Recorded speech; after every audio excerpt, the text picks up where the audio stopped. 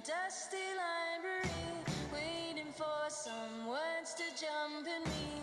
We met by a trick of fate, French Navy, my sailor maid. We met by the moon and the silvery lake. You came my way, said I want you to stay. You with your dietary restriction said you love me with a lot of conviction. I was waiting to be struck by lightning, waiting for somebody excited like you. Oh, the thing that you do, you make me go ooh.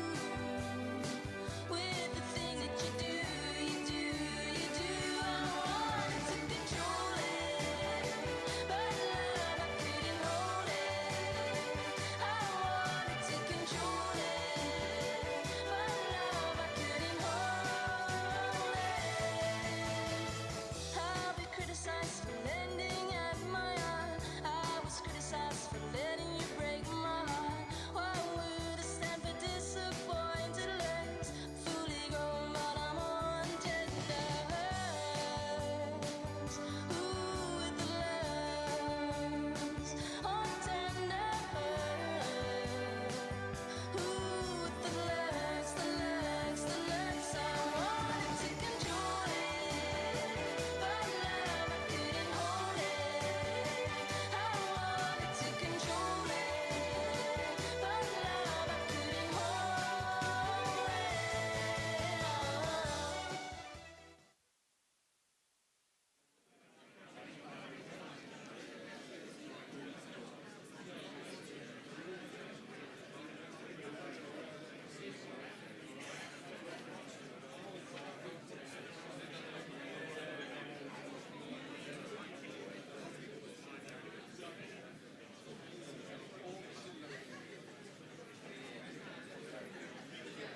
Are you okay with this? You know what? You know it, yeah.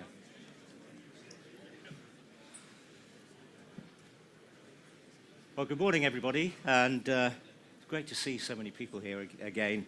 For those of you who were not here yesterday, these sessions are being held in conjunction with the Royal Institute of British Architects, exploring current design and development issues in the city at the moment. I'm Stephen Hodder of Hodder+Partners Architects in the city, but also immediate past president of the RIBA.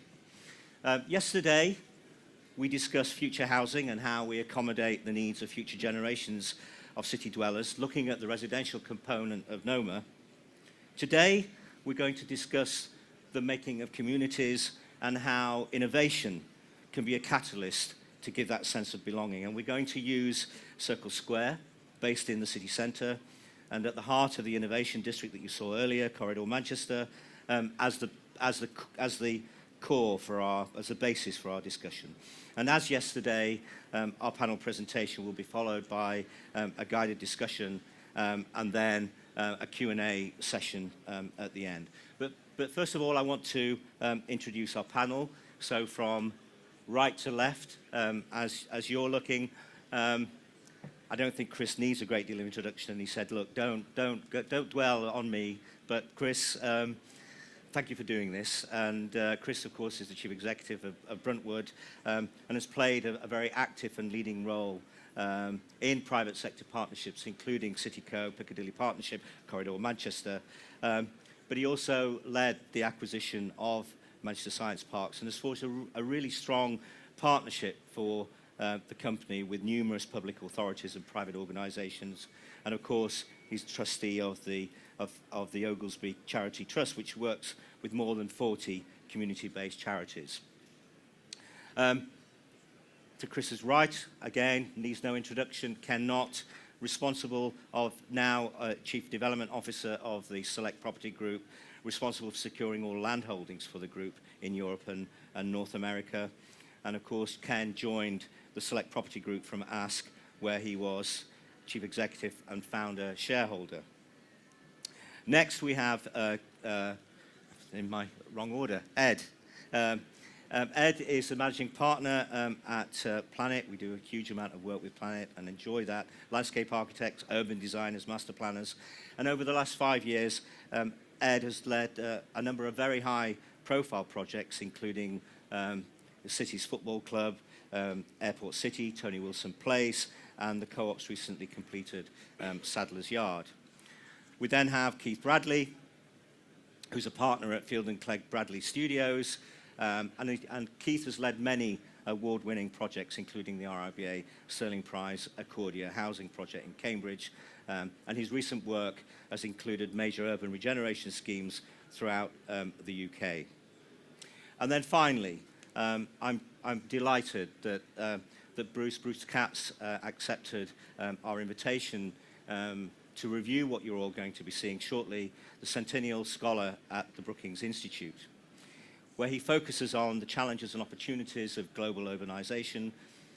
Bruce assumed this cross-institution role in January 2016, after 20 years as the Vice President and Co-Director of the Brookings Metropolitan Policy Programme, which he founded in 1996.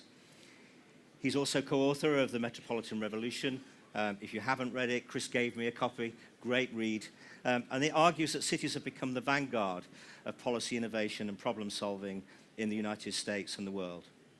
So we're going to start the discussion by viewing an animation from Brookings Institution that encapsulates their vision for innovation districts, followed by a short presentation on Circle Square's vision.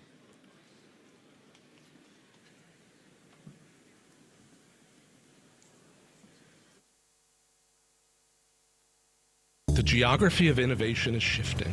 To find the innovative economy 20 years ago, a worker needed to drive to a secluded research park, work in isolation, and keep ideas secret. Today, proximity is everything. Workers want to be in urban places that are walkable, bikeable, hyper-caffeinated, where they can bump into other workers and share ideas. Firms also want to be close to other firms, research labs, and universities in collaborative spaces so that smart ideas can be turned into smart products for the market. Innovation districts are this century's productive geography. They are both competitive places and cool spaces, and they will transform your city and metropolis. Love the word metropolis. Can you hear me? Is this thing working? Got it? Brilliant. Metropolis. I love it. And I love that film as well. I've been trying for years to explain to our people exactly what it is we're trying to do at Corridor Manchester, and then stumble across that film and it just nails it. Anyway, morning everyone. A little bit more from me, I promise. I'm going to be a lot briefer than I was earlier. Anyway, it was MIPIM last year, I think, that I announced that we'd bought the former BBC site in Manchester, a site that is situated in one of the UK's most exciting neighbourhoods, Corridor Manchester, the city's innovation district. It's far more than just a badge, this innovation district, when it comes to Corridor Manchester. It's long been famous for its innovation. The invention of the computer, the home of the 90s music scene, and more recently, the discovery of graphene. It's a place where exciting things happen, and at its heart, its most significant development site has become Circle Square, a place like nowhere else. The site has long been of such strategic importance to our business, hence why we chased it so hard over 10 years.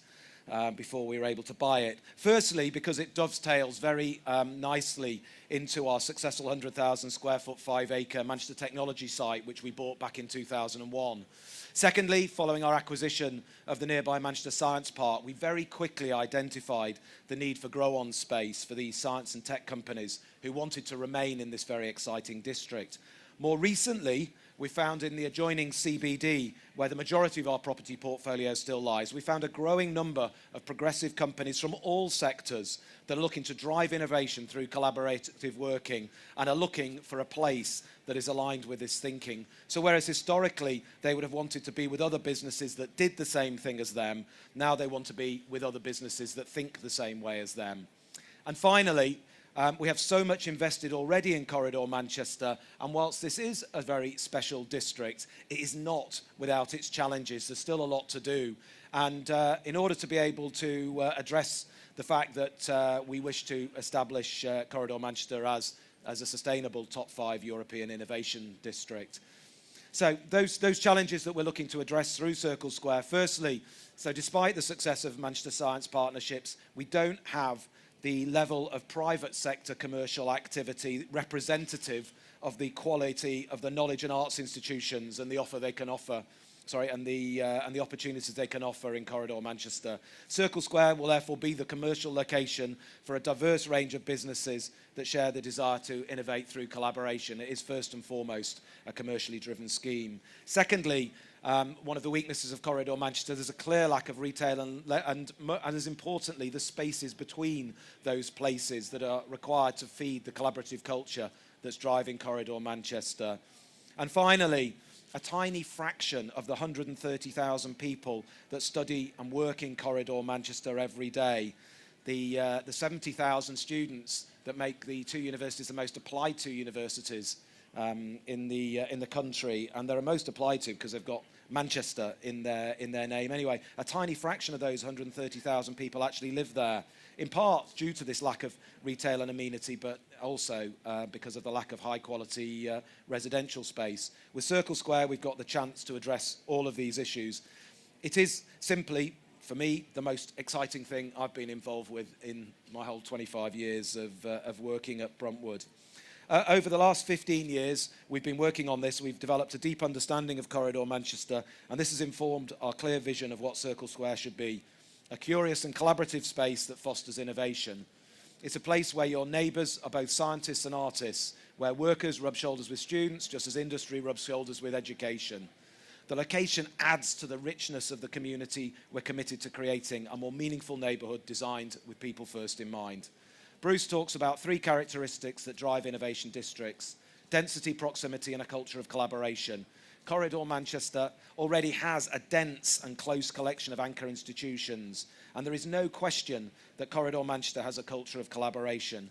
Despite the relative lack of spaces currently for this to happen, there are a number of extraordinary collaborations already underway, and it's our intention that Circle Square, with its social, leisure, and all-important green spaces, will be the place where people from these great institutions converge to create together, learn together, and work together. And they'll also be able to live together there too.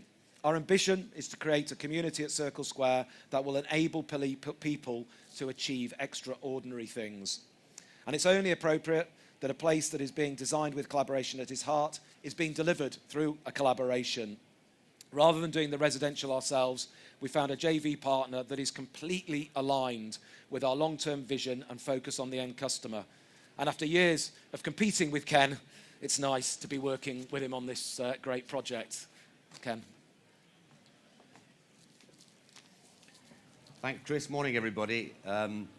It was a real privilege and a pleasure when I took the call from Chris, suggesting that Select join Bruntwood to progress the remarkable vision that he's outlined. And it was a privilege because it vindicated my decision to join the Select board on account of their unwavering commitment to community and their absolute obsession with customer satisfaction. Select simply do not think like developers, but alternatively like best-in-class operators. And it was a pleasure because in the 25 years I've been working on evolving new neighbourhoods in and around Manchester, Circle Square, on account of the unique diversity of its wider neighbourhoods, so brilliantly demonstrated in the 10:30 presentation by Rowena and Chris, is singularly the most exciting one that I've worked on. And in Bruntwood and Select, as Chris has just suggested, we've got partners who are absolutely steeped in customer-focused strategies, and they recognise that to create a real community, you've got to be in the project and the assets for the long term. Select's experience and expertise in innovating three really special and distinctive residential brands and in operating 2,000 rooms nationally with its premium Vita student brand has critically formed our fundamental belief that to create a really meaningful neighbourhood and community, you've got to be totally obsessed with the customer. You've got to understand their needs, their hopes, their aspirations, and you've got to be relentless in determining to deliver total satisfaction. And because of Bruntwood's and Select's deep understanding of their respective customers, Circle Square has an extraordinary grasp of who its customers are across all aspects of the project: the workspace, the homes, the student residences, the shops, the restaurants, and what our customers are going to expect of the green and open spaces interspersed between those buildings. What's become very clear from what Chris has said in the earlier presentation is that communities thrive and succeed because of diversity. And like no other place, the community at Circle Square will be rich in this diversity on account of its wider neighbourhood. The international and national students are drawn here because of the catalytic universities. The scientists and researchers come here because of the world-class facilities. And companies from the technological, medical, life sciences, industrial and retail sectors are attracted by those scientists and the innovation that's going on. So that Circle Square will create a truly unique and expansive community that can not only learn and work here, but can also live here. I think really importantly, the shops, the bars and the restaurants will be independent and innovative, and they'll be hosted by the next generation of doers and thinkers. The ground floor uses and how they're populated is critical to how the place will function. Even the events and art strategy will be progressive, dynamic and versatile. So Circle Square will become a unique place, I think, an international landmark for Manchester. Circle Square will have all these ingredients and will evolve into the unique city centre community that Chris and I have described. We know this because both Bruntwood and Select as partners believe in the same thing. Our Affinity Living Homes brand and Bruntwood's Manchester Science partnerships both demand excellence for their customers, and they have an obsession with delivering exactly that. We will do away with the notion of the student ghetto, run-down remote places on the periphery of the city centre with Select's award-winning premium Vita student brand, which offers the very best for national and international students in the cities they live and study in. And the 100,000 square foot of shops, bars and restaurants will be delivered and held for the long term by the joint venture, which guarantees that the partners' interests are absolutely aligned. And that creates the perfect canvas to deliver an extraordinary new neighbourhood that's going to be Circle Square. As Chris has said, Circle Square will be a unique place exactly because of its diversity. And there's never been a more perfect example anywhere in the city of the whole being greater than the sum of its parts than at Circle Square, as Keith and Ed will now describe. Thanks. Could we push this back? Yeah. Whoop. I just want to arrange a few things. Excuse me.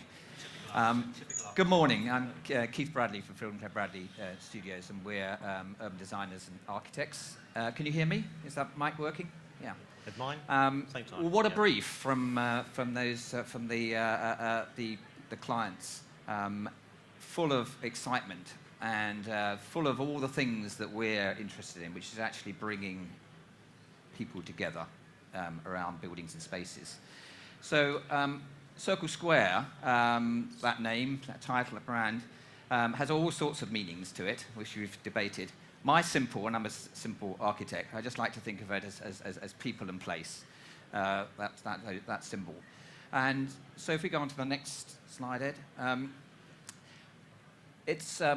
I mean, we're in a collaborative world in terms of designers and working with our clients. And so all the things that have been talked about today and in the Corridor Manchester presentation earlier about bringing people together of like-minded people to actually develop something that's actually on the interface of all the disciplines is something that we do. So working with Planit on the urban design, and working with other architects, 5+ have been doing some work on this project as well as part of the overall master plan.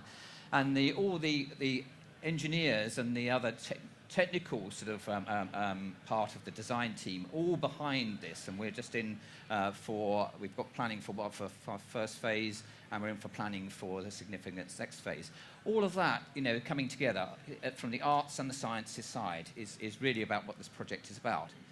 And really what we're going to just describe now is, and starting with Ed, because it's really about the place and the spaces, is to actually look at the urban design, and then come on to the character of the place in terms of its architecture. And it's really about actually sort of that blend and that bringing those aspects of city and functions of buildings. Thank you, Keith. Just to start off with, for those of you who aren't familiar with where the site is in Manchester, it's right through the corridor. The green is the corridor, and the site sits right inside that piece of the city centre there. In terms of its proximity, and proximity is everything we learned that earlier. It's connectivity and proximity to the national rail hubs and local rail hubs is they're all walkable, and also its connectivity to all the roads and site infrastructure place it at a very significant and convenient location within the heart of the city.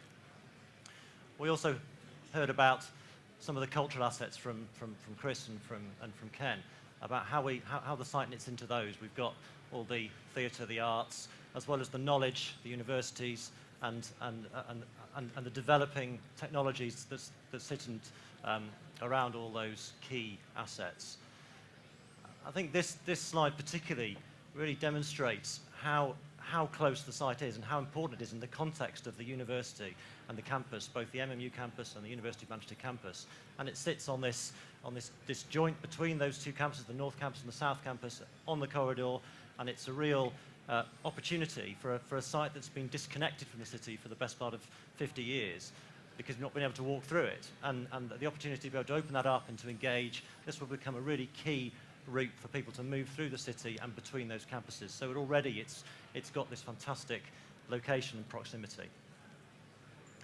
Chris picked up on some of these key points earlier. This was part of our brief when we set out on this journey. You can see them up there, 1.2 million of commercial space, 430,000 square feet of PRS residential, 310,000 square feet of service departments, 100,000 square feet of retail, and then 187 trees, and a significant amount of public realm, 2.2 hectares of public open space. So we again talked about a lot earlier is the creation of place and what makes the place.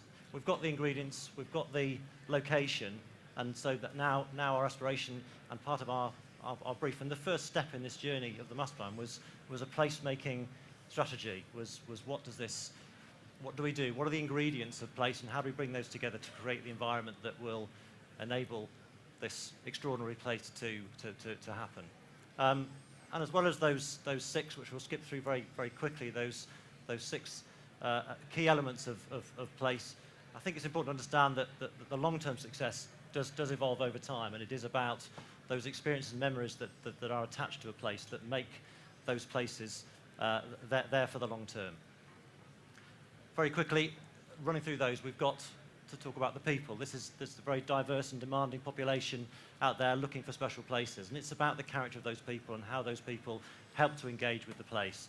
And I think from the academics to the bakers to the all the workers, all those people coming together, and that's where they communicate through the place. We've talked a lot about location. It's incredibly well connected, and I think we probably don't need to dwell on that any further. Activity is a key aspect of placemaking, and here there's an opportunity to create a variety of activities that run throughout the space. Also, activation at ground level. We've thought very long and hard about how we activate those ground floors, that space between building and landscape, to make those areas dynamic and walkable. Cultural richness, as well as a key asset. We're surrounded by all those wonderful cultural assets, and also we're creating this opportunity to do more. It's not just about the buildings, not just about the space. It's about how we allow people to populate and do more within those spaces with pop-up events and other festivals. The environment is key as well. We want to make sure we've got a microclimate that encourages and allows people to get together, to huddle, to talk, to have those more intimate moments, and to have those conversations. And it's about that's where the community come together, and we want to make sure that we've thought very hard about that.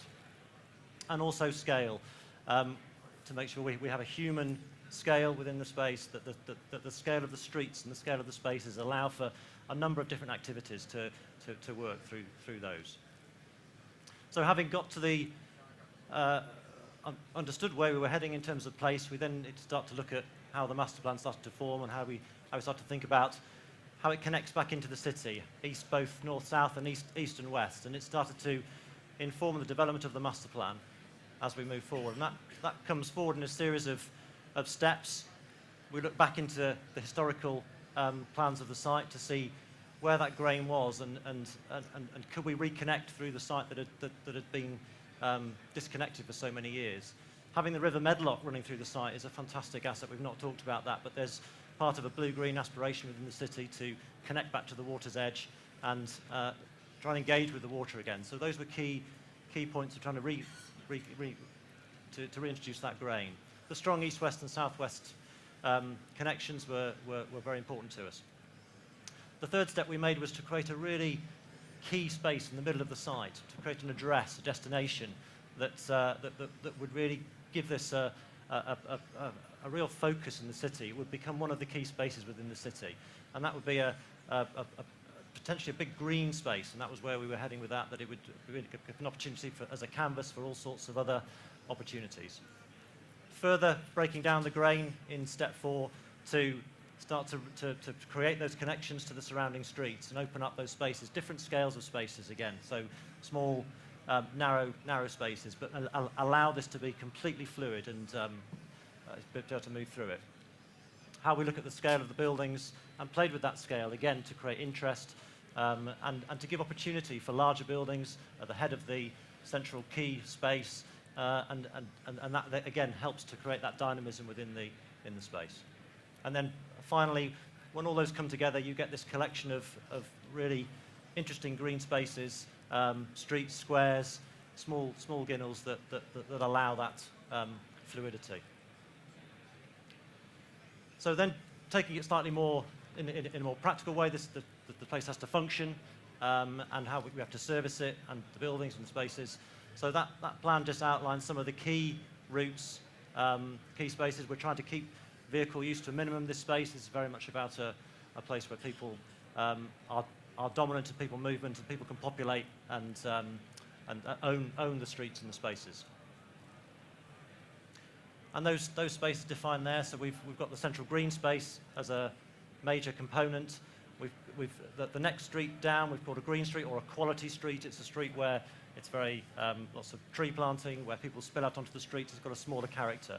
And then the Riverside Walk, Medlock Gardens, again another key aspect of joining up parts of Manchester's network of water and making the most of that as an opportunity. I'm going to pass back to Keith now to talk more about frontages and architecture. Frontages and architecture, great. Sorry. Wonderful. Yeah, so taking this very interconnected and permeable and structured sort of master plan with this central space as the key sort of epicenter to the project, which brings everybody together.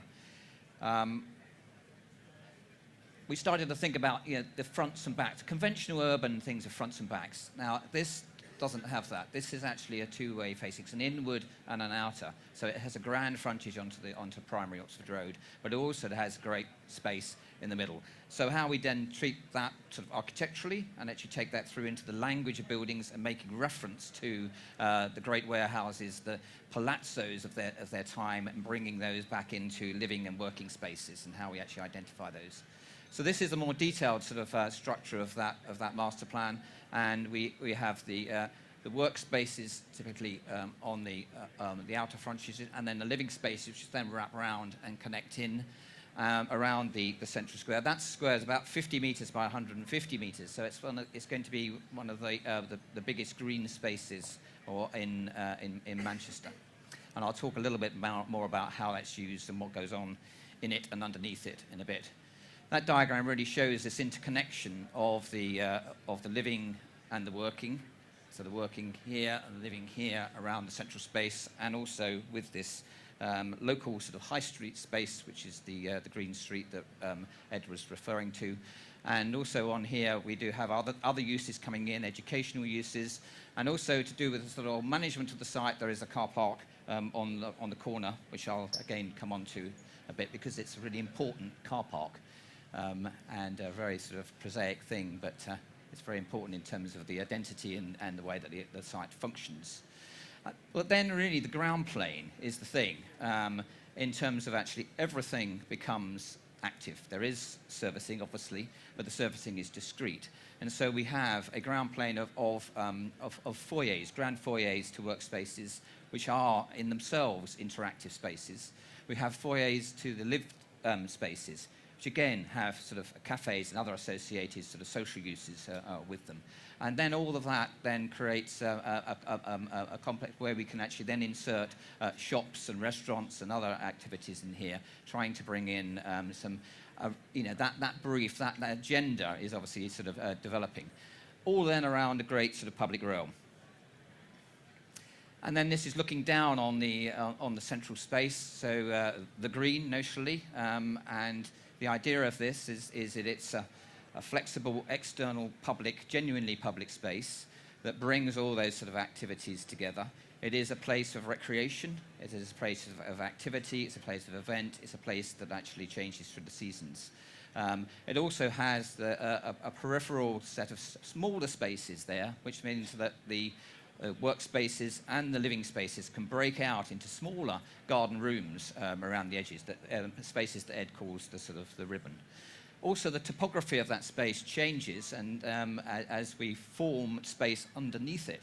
And I'll go on to the next slide here. So underneath that public green, there's a public room.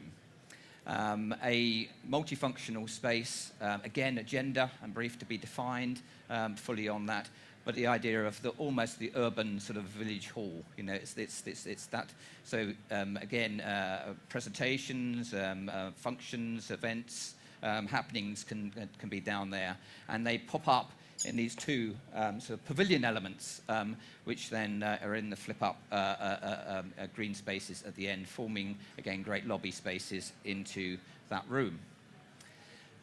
This is then a view from the Oxford Road corridor here, and then the buildings really are of a commensurate scale to the grandness of that central north-south boulevard there, making reference again to the sort of the warehouses and the grand hotels and things that are further up the street, and obviously back to the institutes of the universities as we go sort of south. And then at the head of that space, we'd have a taller building in the form of a residential building with communal space and dining rooms at the top. And then the language of these buildings, again, building off the sort of Victorian sort of traditions of using terracotta, using clay, and actually taking that into the modern technologies that we have. So the glazed sort of terracotta extrusions, larger panels, which we can shape and form in whatever way that we need, with colours and glazes that give character in the way that the Victorians used that with their sort of moulded technology. So it's very exciting new sort of construction sort of techniques coming in, which has a sort of symbiotic language that is strongly referenced back to the character of the place and Manchester. And then the buildings vary in scale, as I've said, and you get these views from outside of the scheme to the taller building in the middle, making references back to some taller elements along the Oxford Road corridor, like the Palace. And then more intimately, as we get close to the buildings, the workplaces and the residential have a different character, a different grain to them, different texture to them, but they are all brought together with this common active ground floor use. This is my penultimate slide, and this is the car park I was referring to. And making a palazzo, making a grand statement out of a car park, almost making reference again to the infrastructure of Manchester, the industrial infrastructure of the viaducts, of the canals, of the railways, and actually using a rich brick external and internal elevational.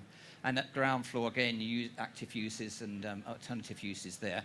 But that sense of arrival into something that has real quality. Often the car park is just a sort of cheaply wrapped sort of thing that's put on the edge of the side. This is actually another sort of room for cars that we've actually put on this end of the side.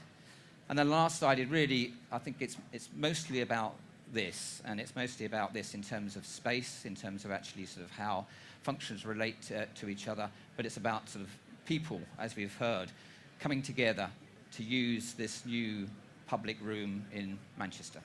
So thank you very much. Thank you. Thank you, Keith. Thank you, Ed. So if you'd all like to join me and rearrange the furniture, Keith.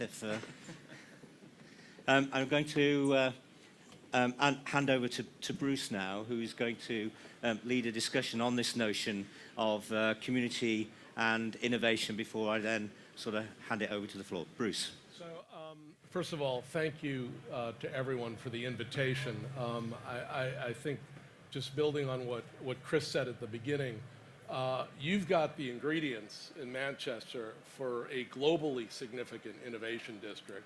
I mean, when I've been to Manchester and I've been through the corridor, it is really striking at the employment density, the potential for residential density, the really platform for innovation. So our work at Brookings is really guided by two quotes, one from Bertrand Russell: "The sign of an educated person is to be deeply moved by statistics." You should feel guilty about that. And the second from Dolly Parton, the great American economic philosopher: "Figure out who you are and do it on purpose."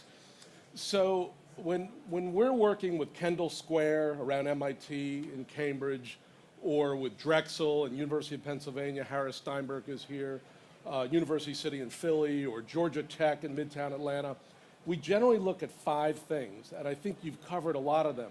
Critical mass, density, quality of place, I mean, this is phenomenal, diversity of people, diversity of firms, culture of collaboration, and then in some ways the key thing, the competitive advantage of your city and of this particular part of the city. So those are the 5 things. And when I look at what you're all doing in this space, but also in the corridor, it seems like critical mass, quality of place, culture of collaboration, you're like hitting it out of the park. Competitive advantage. If I'm an American investor, right, let's just take it to where we all go in the US. What is Manchester selling? What's the offer from an economic perspective that no other part of England or the UK or even part of the continent provides? Is it the Graphene Institute? Is it the arts and culture? Is it just a mix of this? How do you sort of sell yourselves? Because in America, we all are in this brutal Darwinian, kind of marketing. How do you sell Manchester from an economic perspective? Anyone want to start? Half an hour. Okay, very quickly, and particularly in terms of Corridor Manchester, there are a number of key themes, some of which we explored in the presentation earlier. I mean, life science is a sector that every city is sort of boasting strength in, but we have a great history in life science.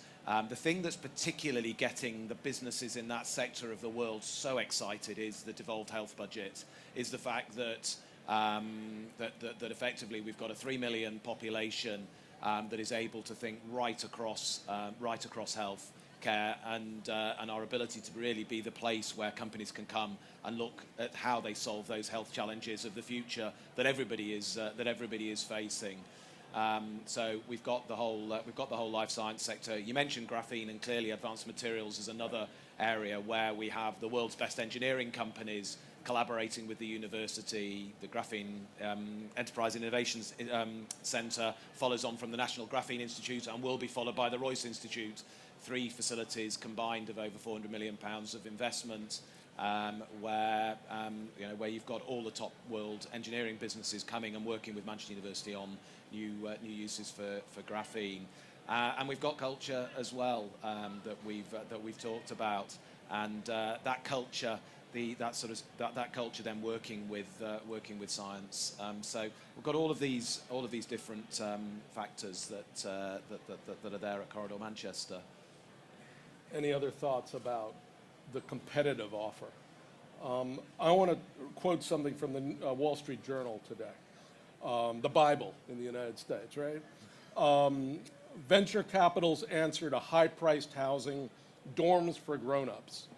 And it's basically about the micro-housing movement in the United States, which is apparent in Boston or Seattle or New York. Is that what you're trying to bring to Manchester? Because it seems like you've got a crazy amount of students who are coming to the corridor every day, not living there. And then you've got people graduating who want to stay. And like my kids, they don't seem to want to actually grow up. So grown-ups might be a misnomer. Are you trying to build a new kind of housing, which is almost like a co-living, collaborative housing for that demographic segment? Yeah, we are. The Select brand Affinity Living has been evolved and innovated by a real deep understanding of who that customer is that is studying and working in the corridor, what their demographic is, what their needs are, and only at that point, when we really understood all of those characteristics, did we put a layout together and a series of layouts and then move towards a design team. So the opposite way around to how most developments are perhaps built up, and it's to ensure that when we do build product later this year, it is absolutely in response to a deeply researched understanding of what our customer is looking for.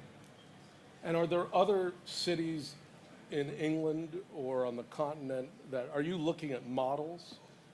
Because in the US, obviously, the Wall Street Journal is talking about WeWork, backed by venture capital. That may be a good thing, that may be a bad thing. So is this really a new product, essentially? I don't think the product in its physical sense is necessarily new. I think the innovation is the emphasis on customer service and delivering an experience for the customer. Most of the focus historically has been around design and the built form and the interior fit out. We didn't even get to that until we really understood what the customer wanted and made sure that we built into these buildings that Keith has described a much higher level of amenities than would typically be the case, at the expense of gross to net area, and challenging ourselves on viability. The rationale being that the generation that's coming through has a very different set of needs to those which have gone before. And it's all about the experience of living in a community environment. And we're going to try very hard to create vertical communities in those buildings by having a very high percentage of amenities at the higher level, at the medium level, and at the lower level, but also a workforce within those buildings that's from the hotel and hospitality industry that's going to work enormously hard at getting the social agenda working within those buildings and the wider estate. So look out 5 years, 7 years, 10 years. Are you looking at like 10x residential growth in the corridor? Definitely. I would have said so. Much more than that. Yeah. So, because there is very little provision at the moment. So and it's such starting a key from a element. small base. Yeah. Right. It's crazy, isn't it, that all these people apply to come to universities. Two most apply to universities because they have Manchester in their name, and then they go and live in the suburbs, and that's not the reason they want to come to Manchester. So let me ask you, and this will, I think, get also to the physical planning of the space. This is like the United States in the sense of many of our medium-sized cities. These are anchor districts, universities, hospitals. They're almost like fortresses in many respects. They sort of look inward. They never really integrated into the broader community. As you all are going through the planning of this district, and this is phenomenal. And in fact, it reflects some of what's happening in Philadelphia around Drexel, the green space, a lot of the orient. Are the anchors changing how they think about their own integration into the broader district. I mean, just complete transformation. The corridor board every quarter when we sit down with the two universities and the hospital, right up there on the agenda is their relationship with the broader community. 15 years ago, if they put a planning application in, it was just, it was greeted by the local politicians, with hatred, really, because they had these big walls up, and now, the local councillors all sing the praises. They're working really hard with the local communities in terms of employability. They're opening their campuses up completely. It's a whole different approach. And this idea of, as your video beautifully sums up, those walls are just coming down, and that spirit of open collaboration is such a part. We have famous scientist in Manchester, Brian Cox, who's a bit of a celebrity. And when asked recently what was going to keep the world's top scientists in the city, it was opening their science to the public. It was making it more accessible. It was them being able to see the impact on the wider population. What is it that characterises Manchester's competitive offer? And I think historically our history of innovation, our cultural assets are there for all to see, and there'll be much more of that. Our attitude is significant. It's one of ambition, but realism. But I think the thing that's changed in Manchester over the last generation is the partnering and collaborative approach. I had the privilege to sit on the Hume Regeneration Board 25 years ago, and I remember debating a planning application that had been put in by Manchester Metropolitan University right on the periphery of Hume. And they were looking to close down the street that connected the campus to the community and to put up a very high fence to basically shut the door on the community. And we all battled very hard with the university to get them to look at it differently. And that was the start of a process that, as Chris has said, over the last 25 years has metamorphosized. It's now a completely open door approach. So one last question, so I know we want to open it up to the audience. And this may be a peculiar American perspective on the world, so just excuse me for this. So when we think about the most successful innovation districts in the United States, frankly, they don't have this quality of place, okay? I mean, we're Americans, right? So I think you're inventing something here that will probably humble us in many respects. But what we focus on is the concentration of startup and scale-ups, relatively small companies, matched with large company research centers, which hover around the universities, matched with venture capital. So all three of those elements, small companies, large companies, and venture capital, basically hang out together and do deals together. And then look at the space and say, I'd rather be in Manchester, but, or other parts of Europe. So as you're thinking through this, you probably have the startups, you may have a bunch of the large companies. Do you have the venture, or is that something that central government is basically engaging on? Or, I mean, this would be sort of our, peculiar way of looking at the world. So the last, I moved back up to Manchester from London in '91, and really that last, God, how long is it? 25 years has been the sort of regeneration of the city's financial and professional service community. So, had we been doing this in '91, then absolutely we didn't have that right. Finance community to support it. But now, 25 years on, we certainly do. It isn't London. It's not West Coast. It's not New York yet. But the great thing is that this is really capturing the interests now of the financial community. So we have a very strong, very entrepreneurial private equity community in Manchester, but the scale of what's happening here is attracting. London is less than 2 hours on the train, the world's biggest financial centre, and the guys are really taking an interest now in what's happening up here in Corridor Manchester as well. So we, as I say, we definitely have that element. In terms of the the scale-ups and startups, we have some fantastic incubators. I mentioned a couple of examples earlier in the presentation, in my previous presentation. Some of our biggest occupiers have grown with us. The secret is they tend to get bought by a big international business, and the key then is for us to prove that proposition in Manchester, that in fact not only does that international business take the IP, but in fact it decides, rather than repatriating it, it then moves more and more operations into the city, because it sees what a fantastic environment it is. And we've got a number of case studies like that recently. So, Stephen, I'll give it back to you. I would just say that, you know, Manchester is, for whatever it's worth, is on our sort of watch list, because, you know, this is a city that stands out for the continuity of sort of reformist political leadership for several decades, which obviously meant you're at the vanguard of the city deals and the vanguard of a lot of this urban regeneration. But we really look forward to working with you as we go forward. This is a phenomenal piece. Thank you, Bruce. I'm sort of throw it open now, but just as a start, I'd quite, whilst we have you here, I'd quite like to hear from you. What do you think the lessons and experiences that we can glean from something like Kendall Square at MIT or in Boston? What are the lessons that we might learn from that in your experience? I think the lessons are going to be about the concentration of this mix of companies of different sizes, clusters that you specialize in, the competencies of your universities matched to those companies and clusters, and then what we would call convergence. So it's really the mashup. So it's someone from life sciences basically engaging from someone from media or arts and culture and beginning to think about product design or delivery design in a completely different way.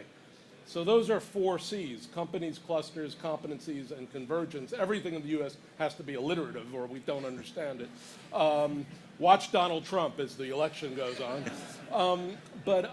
So I think, you know, we tend to look at this from a market perspective, and now bringing in what has been missing in the U.S. for a long time, which is quality placemaking, vibrant places, authenticity, vitality.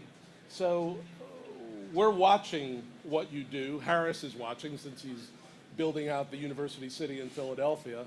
But what you'll get from us will be intense focus on market innovation and all the financial and product innovation that goes with that. Thank you, Bruce. Yeah. Just throw it open now. Questions from the panel. Chris Bunn, Teamwork Consultants. I'd just like to go back to your point with the Drexel University, because I know Martha Schwartz very well.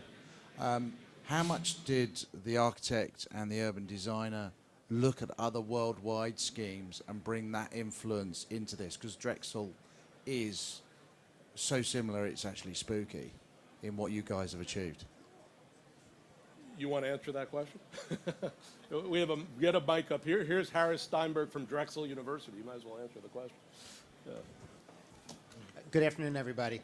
Our designers looked at a lot of best practices. In fact, the lead landscape architect is from Rotterdam. It's West 8, who many of you may know, who brought an extremely kind of intelligent, practical, Northern European kind of experience to thinking about Philadelphia, which we used to call ourselves the Manchester of America, believe it or not, particularly in the early 1800s when our textile mills were really churning. And our architects are shop architects out of New York who have an incredibly kind of deft hand at merging real estate development and placemaking, looking at case studies around the world, but specifically giving that authenticity, as Bruce said, to the creation of place in Philly. That's great. Thanks. Do you want us to? Yeah, you should. In relation to... No, you can do it. No, you can do it from there, I think. Okay, Yeah. right. In relation to inspiration for this scheme, I mean, we weren't looking at the sort of the physical qualities of those sorts of references. For that, we were really looking more locally. I mean, actually, what makes what is an indigenous structure, urban structure for Manchester, and the idea of introducing, as we said, this new green multifunctional space into the centre as, as something that's significant city scale, and then working at the more local scale to actually sort of connect in, as Ed was describing, as much as possible into the streets, into the very the universities districts, into the more civic areas of the city. So it was really more about the place of Manchester in terms of the physical notion of what we were providing.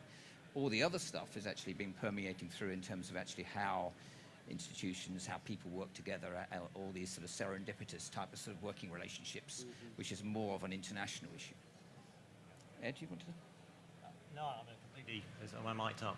I completely agree with that. I mean, it is about Manchester. It's about reconnecting that our evolution of the master plan came from looking back into history and maximising some of the site opportunities. But equally, we did look further afield. We looked at precedents from around the world. Bryant Park, we were talking about this morning when we met, was a fantastic example of, and one that we've referenced throughout here, where it's a canvas for activity and opportunity within the space, but yet it's got those more intimate spaces around the edges where people can come together and just sit and have a quiet coffee or have a conversation. And that's very much what we wanted to achieve, this balance between those intimate spaces and a much more generous public open space for the city. This one? Yeah. It's a question for Ken. Can you just... Yeah, can you... Sorry. Question for Ken. But just picking up on what Bruce said, and innovation, and the topic is about high density living, and there's a lot of talk about that this week. You touched on amenity space at the bottom, the middle, and the top. What is the innovation in those spaces to sort of get away from this sort of density of living that everybody's talking about right now? Examples of that would be, instead of letting the ground floor to a Starbucks or a Costa Coffee, and there's nothing wrong with that, but you lose control.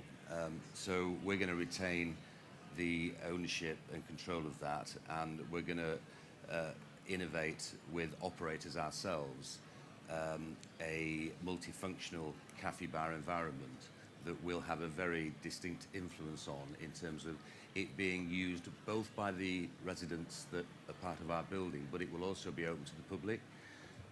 Perhaps one of the best examples I'd give, it's always great to nick other people's brilliant ideas, is the hotel brand Citizen M, if any of you have stayed in it, has, in my opinion, the best ground floor solution to what I've just described of anything I think I've ever seen before. You can go in there, and if you need quiet space to work hard on the laptop, you'll find it. If you want to have a meal, you can do that. If you want to have a few beers, yet somehow they've got it designed and functioning in a way that it satisfies all of those needs, and it's got a lot of off-the-street trade.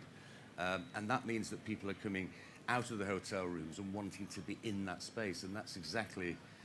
I mean, I liken what we're trying to do I talk about the vertical community. If you go back, decades and decades, the historic communities built up around some of the working class neighbourhoods on the edge of the city centre were very strong communities based around central social hubs that everybody came out to, and they formed relationships and friendships that became very long lasting. And it's no coincidence that they lived in those neighbourhoods for long periods.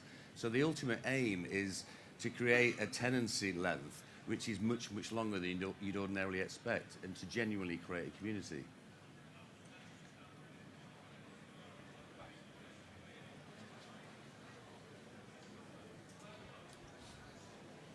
Hi, Bruce mentioned micro-housing as a big growth area in America. In Manchester, we've got design codes coming in at minimum of 50 metres squared for residential units. Does the panel see there is a future in micro-housing in the city?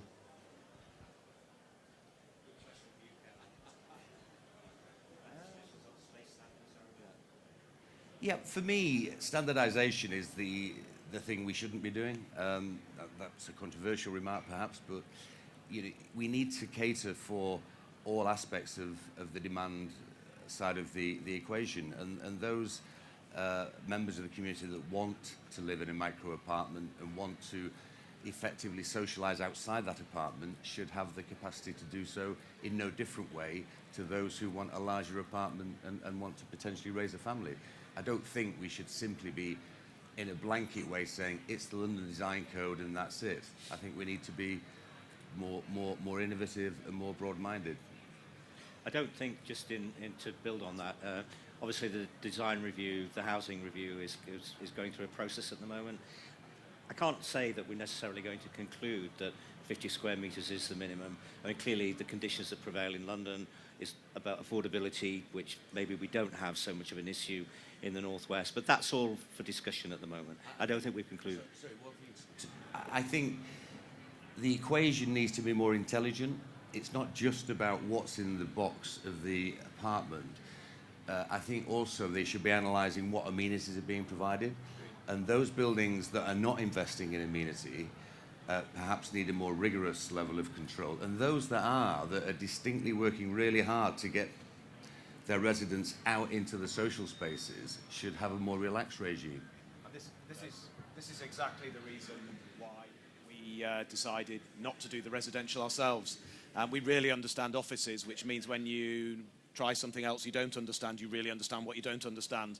I'm sitting in an early meeting with Ken and they start talking through this scheme and I've got the apartment at the top and he goes, no, that's not an apartment, that's a dining room. You've got to be bloody crazy. That's a dining room. That's £600 a foot.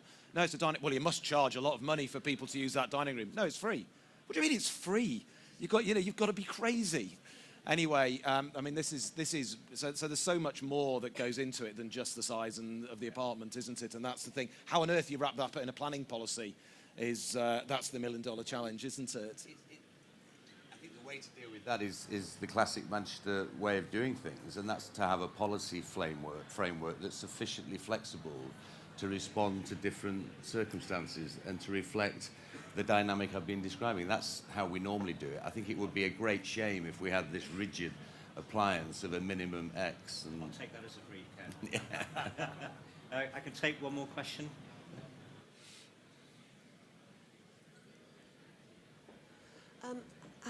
Am I on? Yeah. How might culture be used innovatively in this development?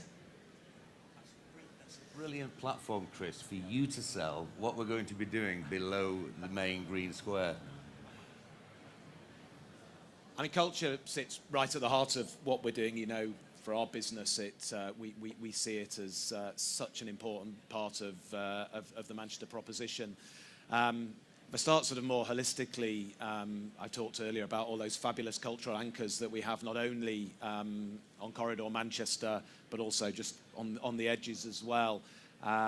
So when we're sitting down and devising our retail and leisure strategy, it isn't just retail agents that are in the room, but we have people from the cultural institutions sitting down and talking to us about that retail and leisure proposition, because it's such an important part.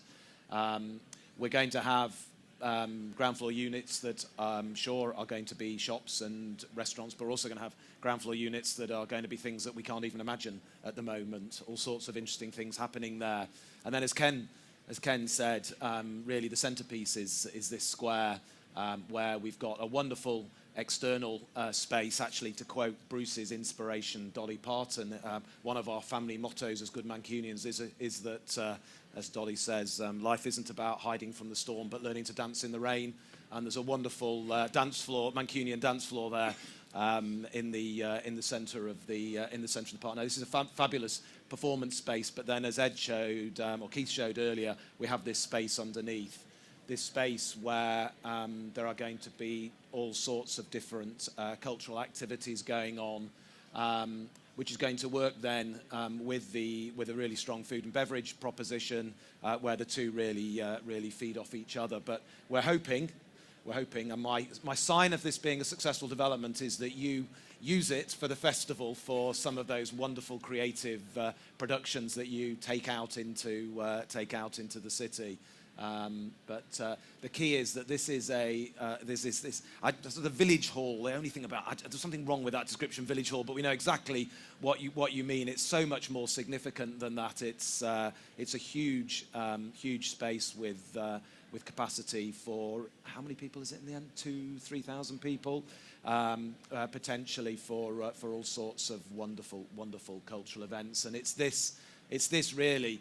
I mean, struggled to get my head around the fact that it wasn't circular when we first came up with the brand, but that's me being far too literal. But anyway, this wonderful square, this is Circle Square. This is really the centerpiece of the development. Any more to add? Yes. Yeah. No. I was putting like, yes. Yeah. Yeah.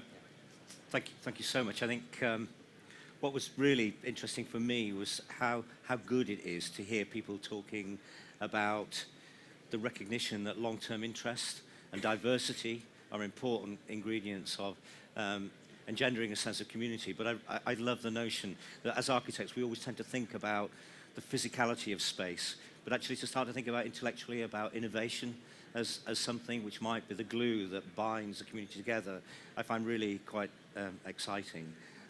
It's so good to see the process and you setting the agenda right through to the way in which the design is evolving. Chris, Ken, Ed, Keith and Bruce, thank you so much. If you'd like to join me in thanking the panel.